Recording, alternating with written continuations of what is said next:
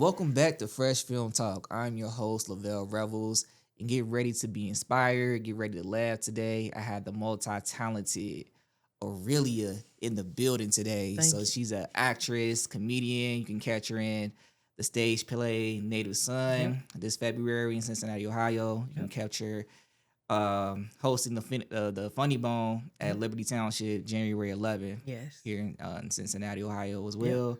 And you can also catch her in my film, Percentage of Love. She's one of the stars in that. So, how's it going, Aurelia? I'm good. How you doing? I can't complain. Same. Yeah. Another day. So, before we get started, I like to start off with a little icebreaker question. Okay. So, you're a comedian, right? Yeah. Yeah. So, you get on stage and everything? Yeah. So, what's the funniest thing that's ever happened to you on stage? I bombed. I bombed my first show. You bombed? Yes. I got up there for the Two Fresh Film Fest. You know, I thought I had it. I was ready. I was about to get up on stage. Yeah. I get up there and I seen like 6 kids. I was like, Oh, man. oh my God. You know what? I told them kids, I was like, look, I ain't nobody to look up to. I couldn't do this. Even though they exposed to so much on the media, like social media, I was like, I couldn't do that to them. So I was like, you know what? I bombed. I had my notes ready, but that's on me because I should have been prepared. So explain to us how you bombed. So you said it was kids out there. So what you had like an X-rated? It wasn't too X-rated. Like it wasn't. It was like adult language or something like that. It was like a little adult language. It wasn't like those hard words, but it was like a little bit. I still felt like I was like, you know what? I know they probably done heard these words before, but me personally, I couldn't do that to them, especially people that was like friends of mine, people I know in the film community and their kids. I was like, I did not want to do that to them. That would have been disrespectful to me towards them. So explain to us, like, in that moment. So how do you feel like you bombed? Like, what happened? Like, why do you feel that way? And explain to us, like, what was going on in your head in that particular moment. So, I mean, I'm always prepared with jokes when I go up on stage, but it's important to know your audience. So when I got up there and I started getting going, introducing myself, and I looked down, I had my notes prepared. I know what I was going to say, but then when I saw those kids, like, I just like, you know what? I want to be remembered for giving an experience. Right. I don't want to be remembered by the wrong things I've said or offending somebody. Like, that's why reading the room is so important as a comedian. Because, but I feel like as a comedian, you gotta take those risks sometimes too. Yeah, that's true. Yeah. But then I was like, I'm doing a favor for my friends in the film community. I'm like, I want to make sure I give the best representation for them as well. Yeah. So, I mean, it is important to take risks, but as in the beginning stages of being a stand-up comedian, I'm like, I need to be more prepared with backup jokes. I need to have stuff ready. Family jokes. So I just froze. Like, I really froze in the middle of my jokes towards the end of my set. Because that's where I was starting to get, like, them adult jokes. I was like, you know what? I'm not going to do that to them. Like, I couldn't do it. Yeah, and, like, what I like about this show is, like, we never had a conversation, like, in depth before. You just felt like you bombed. And we just telling you to keep your head up and everything. But I really want to know, like why you feel like you bombed and everything. Because, I can tell you from my perspective, because I was kind of, like, all over the place. Yeah, you was busy. Yeah. So I know I heard you talking, but I didn't hear like any like applause. I didn't hear any laughter. I know. I'm like, I only heard like a few cackles from like some people, but then I looked out. I think what really got me is when I looked out and I saw the bare faces. I was like, you know what? I'm gonna just go ahead and wrap this up. I'm just going. Like I'm gonna head out. Wrap it up. Yeah. I'm just dial it back. I wanted to slowly just back off the stage. Gotcha. All right, I know that was probably pretty traumatizing for you. Man, I feel like somebody punched you in your stomach. You hear me? Let's get on a lighter note. So, like, what's one thing that you bring with you always on stage? As far as like stand up, just anything. Stand up. I always keep notes on me because you just never really know. A lot of people, like comedians, keep a few cards on them, not as with full jokes, but like keywords that will trigger and bring back, like just to keep you on topic. So I always keep notes with me. I always. So how do you see the cards though? Because I don't never. So like sometimes people pull them out on the slick. Like they'll put them out, put it on the stool or put it on the stand. On your sleeve or something where it's not visible. Like, no. How does that work though? Like you just keep it in your back pocket. Like I'll give you one example. Okay. My first show in Dayton. Okay. When I first performed at the Funny Bone after I graduated, they always advise you to keep notes in your back pocket. So I felt myself starting to stutter. I had the crowd going, but then I was like, sometimes it can work in your favor too. Like I pulled them notes out and I slapped them on the stool. They started getting weak. Like they started laughing. So it's always important to keep your notes because you never know when you're going to freeze. You never know if you need to make a shift with your jokes depending on how the room is. So it's always important to keep notes on you. Always be prepared. Like just come and leave all your problems at the door. Or sometimes you can use them in your joke, like depending on how your day is going. So I'm just always ready. I'm always energized. I always speak positive affirmations to myself, and I just keep notes on hand. Okay. Yeah. I don't know. I'm just trying to, so like, I don't know. I'm trying to picture it though. Like, how we pull them out. So like, if you got 50 people on stage, right, or at least 50, like a 50 person crowd. Yeah. And you doing your show. Yeah. You the headliner. I've seen a few people do that too. So they pulled it out and had it like right here. Like in the face, and was just like reading a joke. They'll have it, they'll like slightly pull it up and then put it back. Like they'll be like, or they'll pretend like if you hosting and you got to read a list of names, they might keep some notes on the paper or something like that. But it's always important to have those jokes memorized or be able to like improv for real. That's why improv is so important. A lot of people don't do improv in comedy. Some people have a set memorized, but it's always important to really remember your jokes, but always keep them notes on hand if you really need to. So as far as you getting started in your career, what inspired you to pursue comedy and acting? So like, what were your influences? Yeah. Like how did that journey begin? I ain't gonna say growing up I was a perfect kid, but I come from a talented family, like musicians, models. I had people in my family that used to model, but my uncle Walter, God rest his soul, he was my inspiration. Like he would always clean comedy. He was a pastor, so he would always tell jokes. His comebacks were so quick.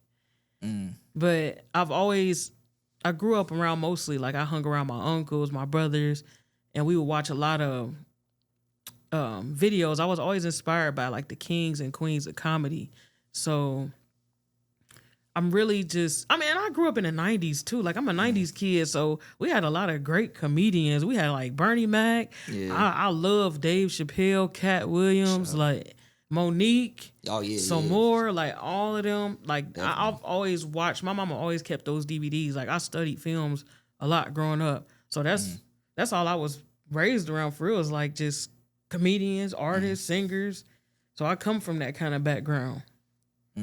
Yeah. So you as I mentioned earlier, you were in Percentage of Love, Native Son. Yep. And you also had a little role in Power of Music. Yeah, as a teacher. Yeah. So like, what was been your favorite role that you played so far?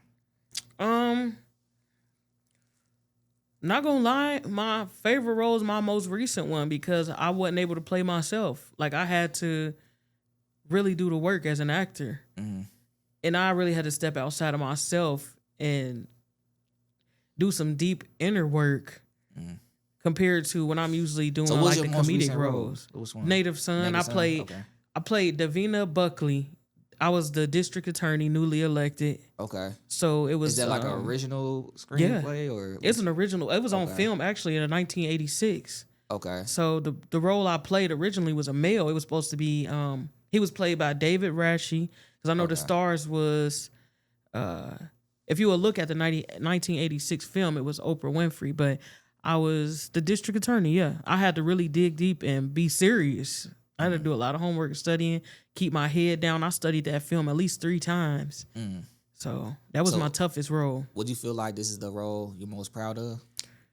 To date, yeah, I feel like, because I'm still I won't say I'm new to acting, but you know they always say putting in them 10,000 hours. But I feel like just in a couple of years, the work I've done, I'm seeing major improvement. I'm not. There's a lot of roles that I wish I can do over, but like what? Like which ones? To be honest with you, Percentage of Love. Like I really feel like I bombed that film too. What? Yes. That was not my best work. I feel like I rushed my character. Why do you feel that way though? I didn't prepare as much as I could. Like I just came, I feel like I was just being myself on set. And I don't feel like I trusted my scene partner enough, especially when it came to that fall on that pencil. Yeah. But as far as like just trusting my partner and allowing us to like just flow. We have a good connection personally and on set most times, but I feel like maybe I wasn't comfortable too because I had issues with my wardrobe. That was clothes I brought. My chest kept popping out. So I was just like trying to shrink myself on screen, and I didn't feel like I performed that wasn't my best performance. So you feel like because of your wardrobe, it was a lot of different things. Like at that time, it was a lot of insecurities and personal things I had going on, which I shouldn't have brought with me on set. But I feel like I could have done better, like my performance on. But like the way you all do these films, like the quality, the production, like y'all are amazing. The team I work with, everybody is amazing. But I feel like I could have done better on my part. You know what I mean? Yeah. Well, let's stay on Native Son. So like, what drew you to that project? You know, to be honest with you, I really, and it might sound immature, but I was just playing around. I was just seeing what I could do. Like on my downtime, I was just auditioning, and it just so happened I walked in there and I got the role. Like, so where did you see the flyers for audition? Was it a flyer? Was it on social media or? It was the Facebook group, the Southwest Southern Ohio Filmmakers Association group. They were posting casting calls in there. It was like a Facebook flyer. So those Facebook groups actually do work. They're legit. Like they don't. Now the ones we have here, they don't have all those bots and scams and all that stuff. And they're like, you find legit work. So I found it through there. Okay, and so you got casted for the role. So is this role? Is it like a paid gig or is it something that you do voluntarily? Or like when you passionate about acting or anything creative wise, like free is nothing. Right. Like I'm able to get up and do what I love. Yeah. So we wasn't paid, but the return on investment for me was the connections and the network I made. Like other people saw my performances, and when they came and stopped to me personally after. It's like, I got more work for you. Yeah. Like that's the payment for me, and just to get up and do what I love. Right, because the premiere was in November, right? Yeah. And then, I guess, how did it come back around for February? It was a highly requested show. Like, it was a lot of people, a lot of professionals here in the Cincinnati area, like lawyers, a lot of people. I talked to Tracy Hunter. She came to me personally after the show and said she liked it, but it was highly requested. Like, I know the last couple shows was sold out, and a lot of people, they said their phones was, like, ringing off the hook. They saying, like, we want y'all to bring it back because it's important to talk about these issues that we're still fighting today as a people. So that's how it was brought about. Like, it's going to be at the Artsville Theater. So it'll be February 8th, for February 7th and 8th. And you can actually get tickets at the CincinnatiBlackTheater.org. So, yeah. Okay. So, overcoming your, I won't say insecurities, but overcoming, like, what happened at the Two Fresh Film Fest, you bomb and everything like that. You were able to capture a hosting gig at the Funny Bone at the Liberty Township. So, how did that come about? It was actually really just a call. Like, I've been blessed to be surrounded by a lot of people who have uplifted me because it's been a rough year. You know, my mom getting sick and everything, having to take care of her. Like, to be honest with you, earlier this year, I was just going to give up acting, period. I wasn't going to do it, but I had a dream about stand-up comedy. It was the most vivid thing. So I was like, let's see, give it a try. But I just had to bounce back from a lot of things. And my coach, my mentor, just so happened to call me. He was like, hey, I thought about you. I really like your jokes. Like, I like the way you perform and how you get up on stage, your stage presence. And I know you can bring people out. Like, would you want to host? I was like, okay, let me see what my schedule looking like. I'm sure. Like, why not? It's experience for me. I don't know if it's paid or not, but it's experience. It's getting my name out there, and it's gonna help me become better at reading the room. Most definitely. Yeah. So let's talk about your creative process. Mm-hmm. So preparing for a comedic set versus preparing for a acting role. Right. What's the differences? Which one do you prefer? I like both. With acting, it could be a little bit more complex because it's really based off what the director wants for you sometimes. You got a lot of times, if you ask a director, they'll give you the free will of improv and put some words in there, but not twist it up too much. But with comedy, you could just be yourself. But the difference is you don't have a director telling you what to do with stand-up comedy. Like, that's on you, what you do with the audience. Like, whichever direction you go, the experience you give them. But as far as like my creative process, it's all the same. Like, I always take notes. I always keep a recorder on me. Anytime I have an idea in my head, I can be in the car and I'll just say a few words and I'll come back to it and revisit it later. Cause I write a lot of scripts myself. I just haven't done anything with them. Yeah. What's going on? You haven't... So like, I don't know. What type of scripts have you been writing? A lot of stuff about my personal life, but I added a twist to them. Like a lot of comedic ones. That's a lot of serious. Can you roles. share like one? One, I changed the title about 3 times, but it was about my relationship with my dad. Okay. So our relationship has always been rocky, and it's something I'm still working on. But the title of it that I've recently just changed it to is called Toxic Cycles. So it's real deep. I stopped in the middle of it because it was hurting me so much. Like, I had to let me take a break and come back to it. But I express my pain through my art. So do you feel like that's therapeutic for you? It is. It's very therapeutic. Like, even somebody said, like, at the last show for Native Son, it was like, I can tell this is very therapeutic for you. I was like, it is. This is the way I express myself. Yeah. It's the only way. So if you feel like there wasn't like comedy, acting, if that wasn't around, you feel like you probably still have those emotions? I'd probably just be in a warehouse somewhere making people laugh. Like, I ain't gonna hold you. Yeah. I'd be at work somewhere making people laugh, doing something. I'll find a way. So take me into your mind when you prepare for, like, so if I call you up and say, Aurelia, I got a crowd of 100 people. I need you to do 15-minute set. What's your writing process like? Do you already have something that's like pre-written? Or is there anything like you say, hey, what type of crowd? Like, what type of things would you ask me in order to like make sure you're successful on stage? It's always important, like before any show, before any type of business venture you take, to communicate and ask, hey, what needs, like, what do you want from me? What kind of jokes? You want clean comedy? You want dirty? Like ethnicity, all of that, it all plays a part. So is it like different? So like if I say, hey, I want dirty comedy, is your process different from me saying, hey, I want clean comedy? It is definitely different because anybody can get up there and start cussing and people will laugh. Like, that's not me. With my comedy, I want to make people think. Yeah. I want them to be like, hold on, like the punchline. I want them to think about that. I wanted to sit on them for a minute. That's why my creative process has been different. I do a lot of studying and reading.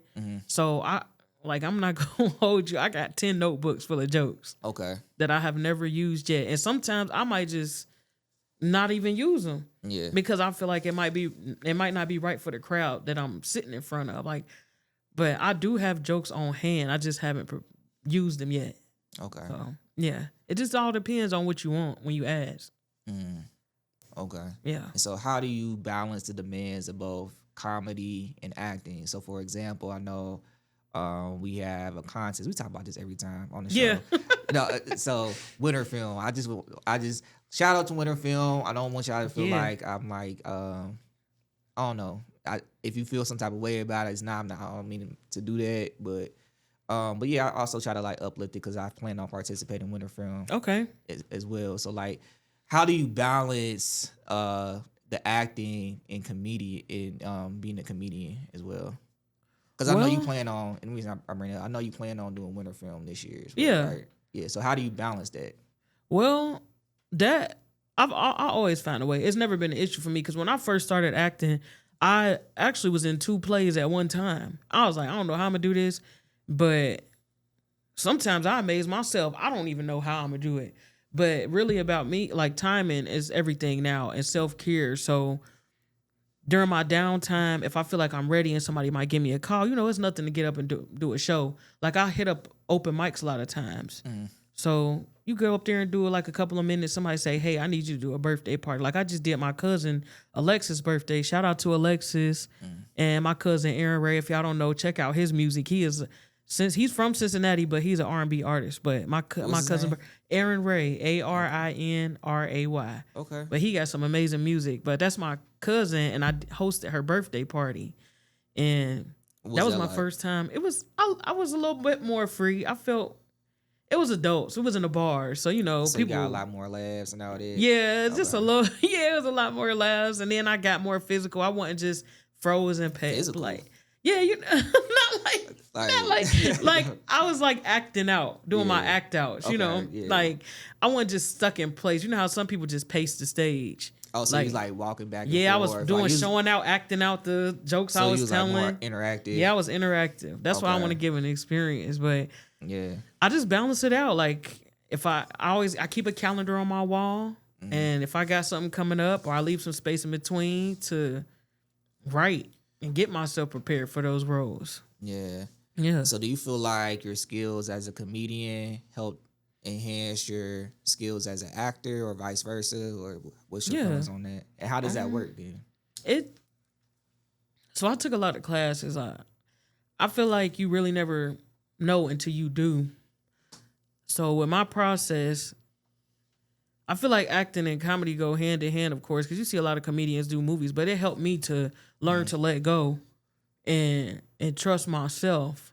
Yeah. And be more free with my creative process and my thinking, because a lot of times, like, I'll be self-conscious. I'll notice myself on screens from a lot of previous work I did, and I'll just be like froze in one place. I wouldn't be playing with the set, like interacting with the cast for real. But comedy has taught me to let go, like just to be free and be myself.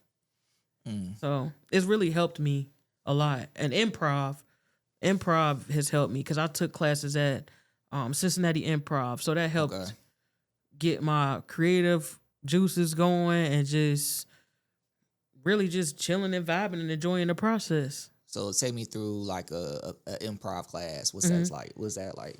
So when you take the improv class, the first thing, of course, you will introduce yourself, but it's more so physical. They teach you to like just loosen up and let go because we hold a lot of tension in our hips and in our neck.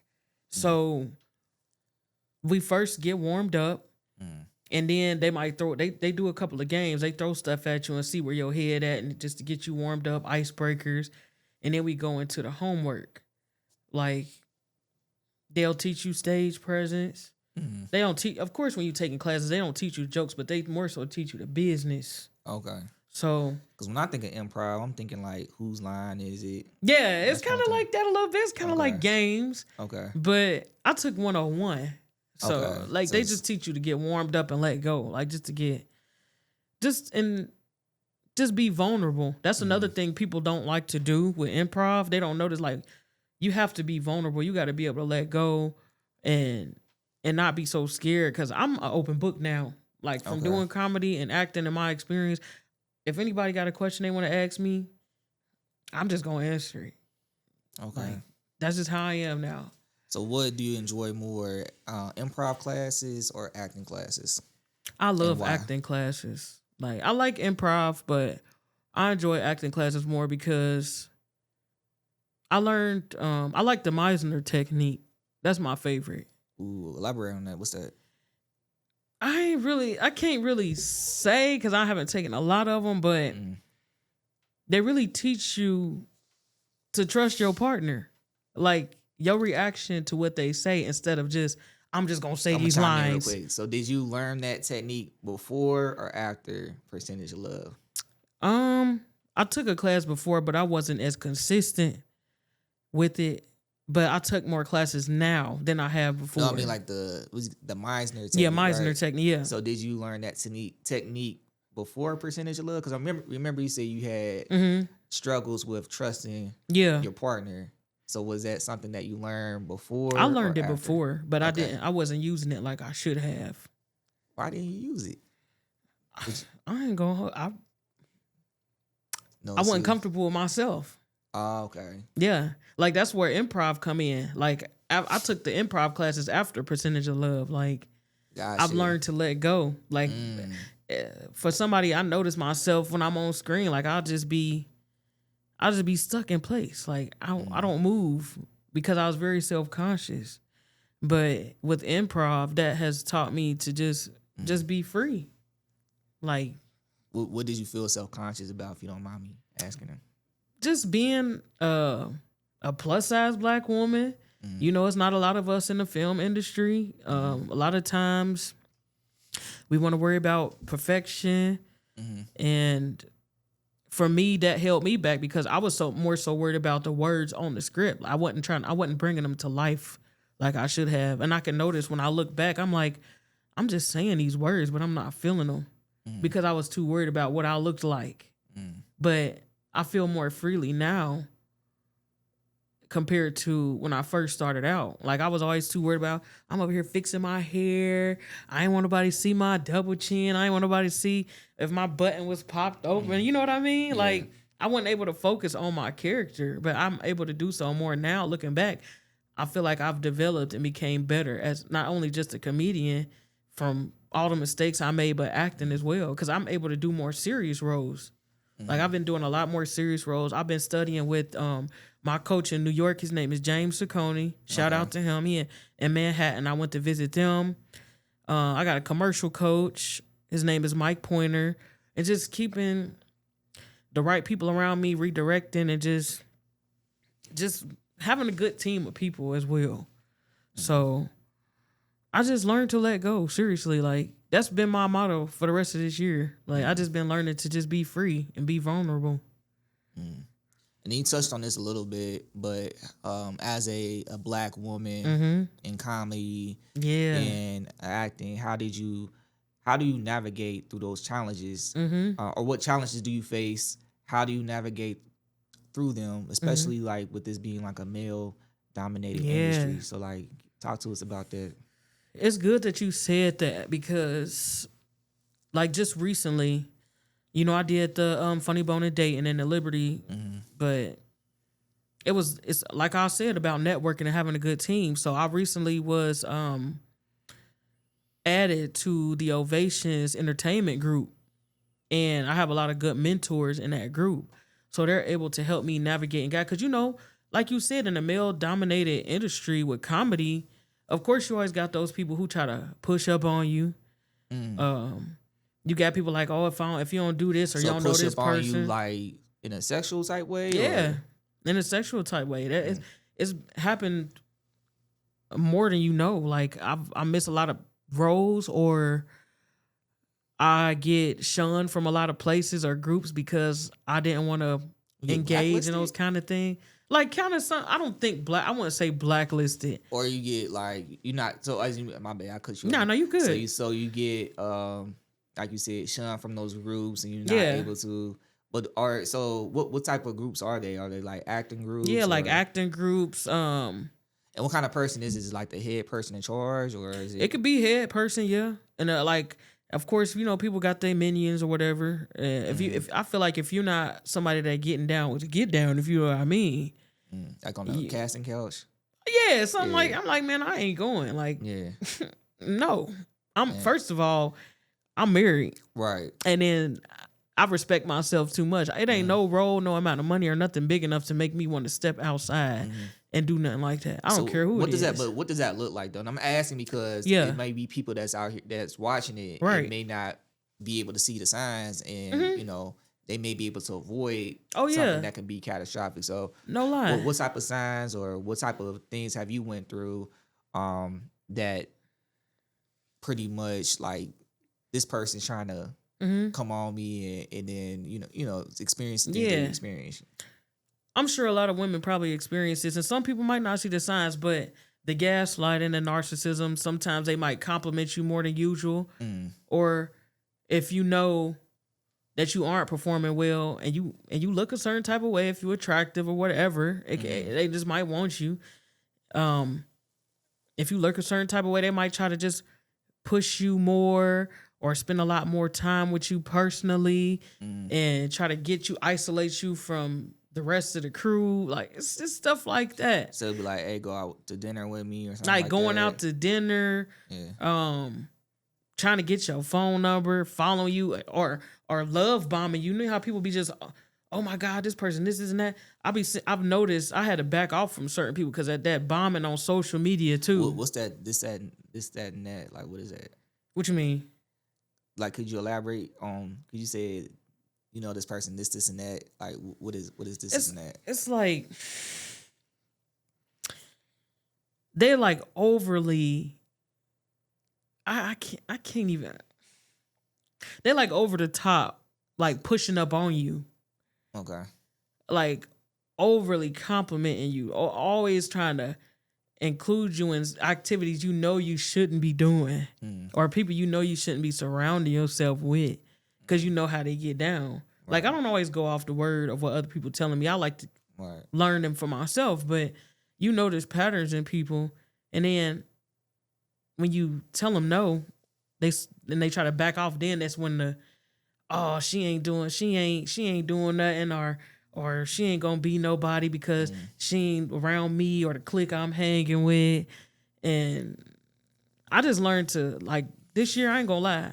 I'm sorry to the camera, to the censor. I've just learned to say F you. That's how I feel. So is there any like dream roles or collaborations you want to get into this year, or? Yeah. Okay. So when my coach in New York, he has a lot of connections. Like, he's cool. He's well known. He actually wrapped up a film here with De Niro. What's his name again? James Ciccone. He's Italian. I can't say it right, but he Italian. I would really like to become a series regular. Like, I want to do, because I like a lot of cop roles. I like lawyer. I like that. Yeah. I know it sounds weird. I want to do series regular. It just it's just something I've always wanted to do. Like, it's just always been on my bucket list.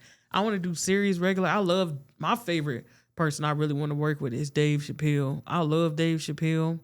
I like Cat Williams. Why Dave Chappelle? He's clever. Like, if you notice with his comedy, he ain't never got to be dirty. He make you think. He ain't got to be over the top. He ain't got to always say them nasty words and stuff. Like, he just knows how to set up a joke. And if I can learn from him, like, I studied him a lot growing up. That man is just clever. He's a genius, seriously. So I've always wanted to work with him. Okay. Yeah. And I don't know, with Dave Chappelle, I mean, I love Dave Chappelle too. Yeah. But it's just like, he gets backlash sometimes, like, especially from like the LGBTQ community. So, like, how do you think he's able to still, maintain success? And although he's getting, all types of criticism in regards to that. Somehow he always let it work out in his favor. Like, he really know how to set up a joke to where he make it offensive, like starting out, but then that punchline, it's like, like, it gets you like, and make you think. Because I remember he did the one on The Finisher on that show when he was talking about his friend who was a transgender. Yeah. And people was offended automatically off rip when he started talking about it. But then when he ended the joke, they was like, like, you was cool with this person. I think like, just collaborating and being inclusive, that's what set him up right, because he really could have been canceled off rip. Seriously, like, that man could have been canceled, but I feel like he found a way to incorporate it and not make it so offensive. And that's what I like about him. That's why I say he is very clever with his jokes. Yeah. Like, so I really love to work with him. So what goals do you have for the next phase of your career?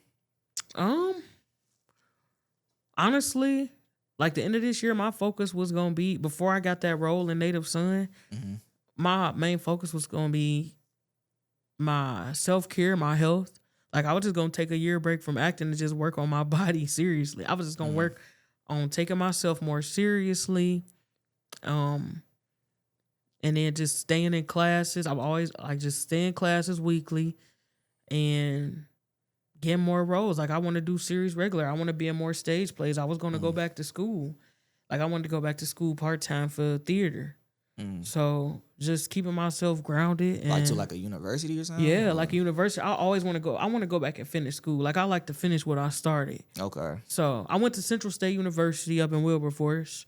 Okay. But did you go there for acting or what did you go there for? I actually started out going there for business and teaching. Okay. I want to keep the business side as a minor, but I didn't find acting until I lived in Memphis. Like when I lived in Memphis, Tennessee, I didn't even really see that for myself professionally. Growing up, I did music, dance, and acting, but I feel like it really found me. So it really brings me a lot of joy and peace. Like it's just something I want to do for the rest of my life. So that's my focus. Like just getting more roles, and studying. Yeah. Okay. And what advice would you have for aspiring comedians and actors? Be yourself. Don't let anybody try to tell you can't do something, because there's a lot of people that told me I couldn't do something and I proved them wrong every time. Studying your favorite people, surrounding yourself with the right people. Just really believing in yourself, and I don't know who you believe in, but keeping God first and foremost. Like keeping God first, and just don't let nobody tell you nothing. If you know deep down inside that's what you're supposed to be doing, then do it. Cause that's how I am. It's so many people that have told me to quit acting and to be a teacher, and now they see me doing stuff like, oh my God.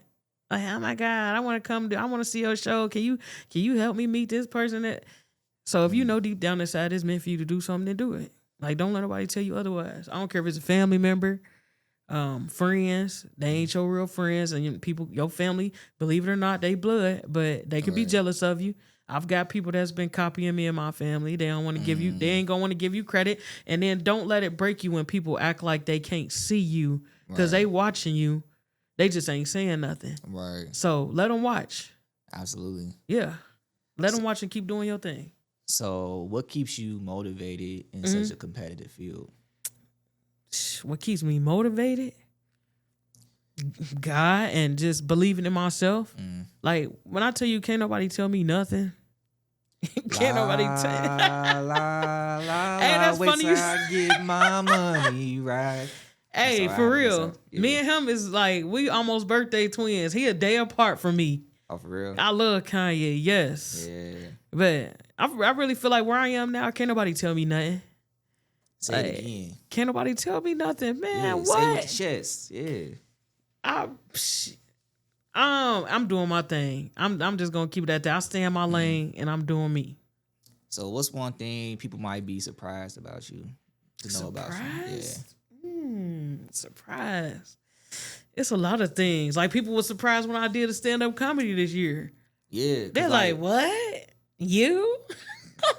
Yeah, because I mean, like when we casted you for Percentage of Love, like we definitely saw those elements, the comedic elements. Yeah. But I didn't know you were pursuing like stage. Hey, let me tell you this though. When I have a dream or a vision, I'm putting it into action, like no doubt. But I should be doing that with my scripts, real talk. But I literally had a dream in April, and then I saw an advertisement for it. I was like, "This is my sign. Like, let me go ahead and try it." I'm saying, like I could see clearly everything I was wearing, the people in the crowd, like the people that was there, where I was performing, all of that. So just executing, just getting it done. I don't talk, like I just like to do it. Yeah. And how do you spend your time when you're not working on comedy or acting? Writing or creating content. Like I content on TikTok. I gotta I haven't been active on there much, but that's how I keep creative. It keep my ideas coming. I always keep a notebook on me.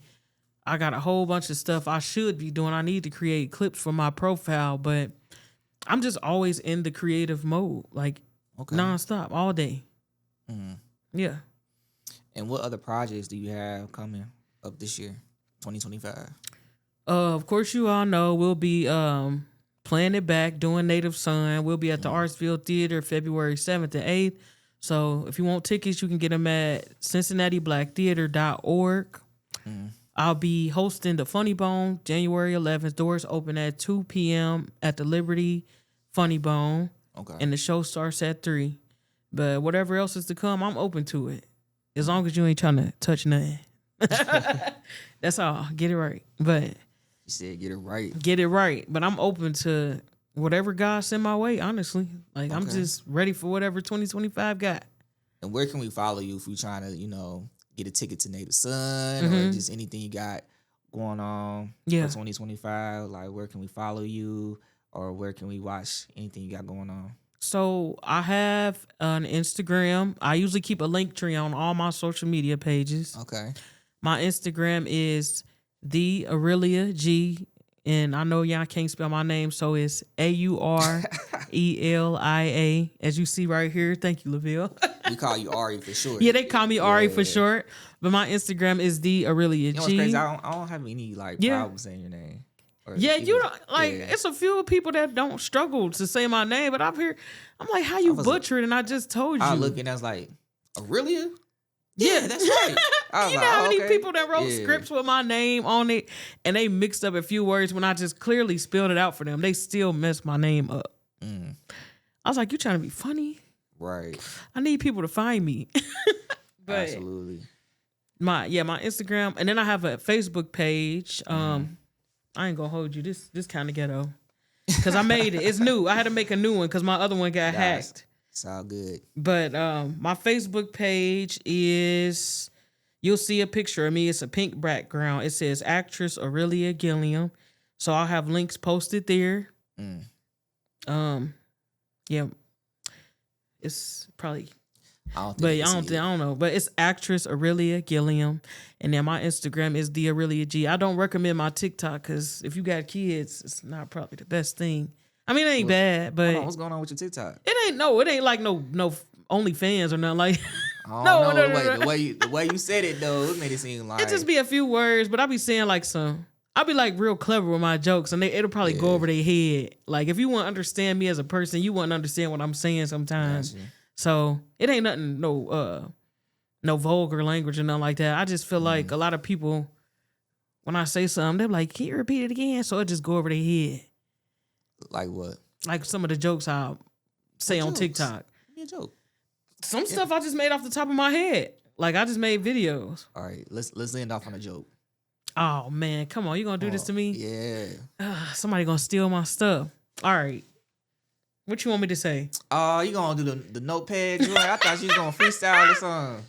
I don't know what this is a family. Okay, go ahead. No, it's not a family. No, it's not. We get down on PFT. However you want to do it. What kind of joke you want to hear? It don't matter. Whatever joke you got. Come on. Knock, knock. Dave Chappelle watching right now.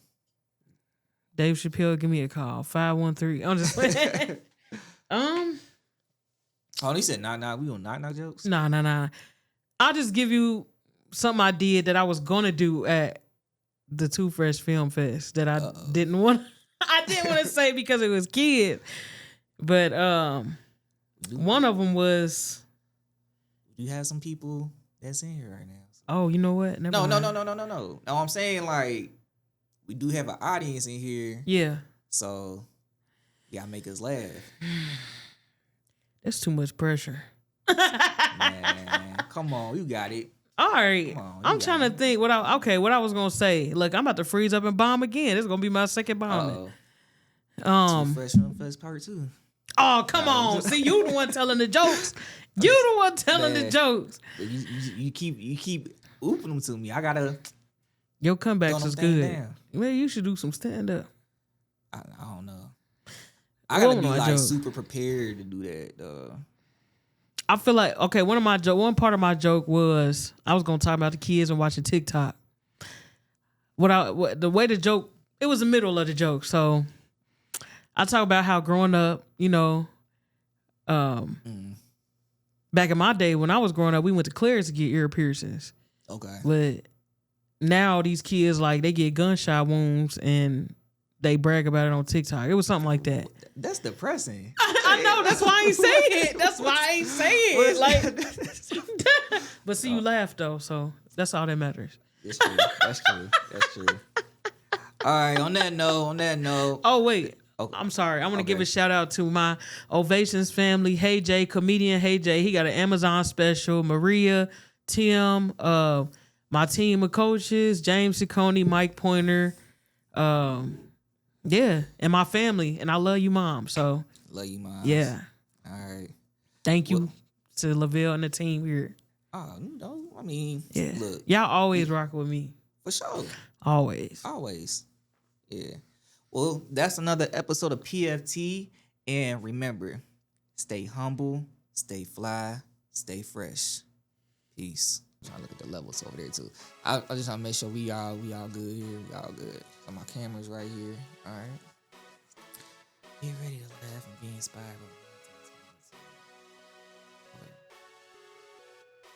All right. If I blubber, I'm gonna start over. All right. Okay. All right. That's cool. All right.